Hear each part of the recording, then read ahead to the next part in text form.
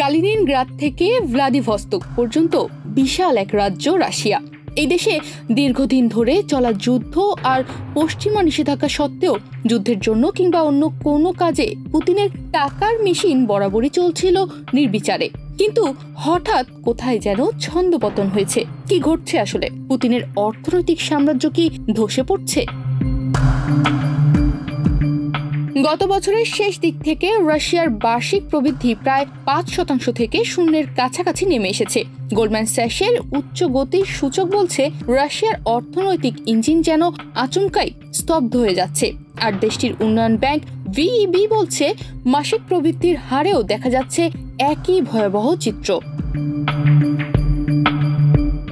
এমনকি রাশিয়ার সবচেয়ে বড় ব্যাংক সেবার ব্যাংকের ব্যবসায়িক টার্নওভারও ধীরে ধীরে নামছে নিচের দিকে। কেন্দ্রীয় ব্যাংক পর্যন্ত স্বীকার করতে বাধ্য হয়েছে তাদের উৎপাদন কমে যাচ্ছে, চাহিদা হঠাৎ তলানিতে। তবে কয়েক বছর আগেও এর এক ভিন্ন ছবি ছিল।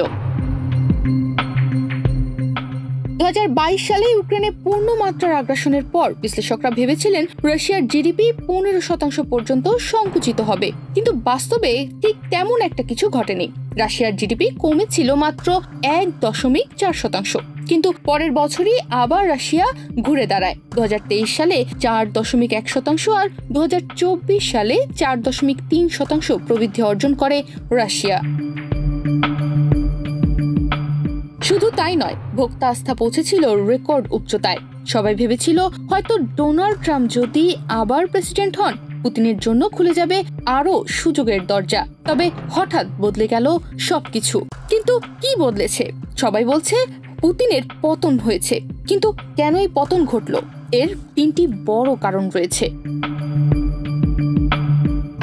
2022-এর পর রাশিয়া পশ্চিমের দিক থেকে সরে গিয়ে পূর্বমুখী হয়েছে। চীন ও ভারতের সঙ্গে তৈরি হয়েছে নতুন সরবরাহ শৃঙ্খল।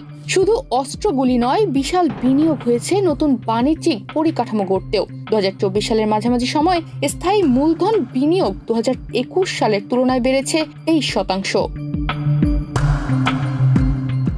রাশিয়ার মাসিক মূল্যস্ফীতি 10% ছাড়িয়েছে, মজুরি বেড়েছে 18%, আর দাম লাফিয়ে লাফিয়ে বেড়েছে। ফলে কেন্দ্রীয় ব্যাংক সুদের হার ঠেলে তুলেছে 21%, যা 2000 সালের পরে রাশিয়ার সর্বোচ্চ সুদের হার।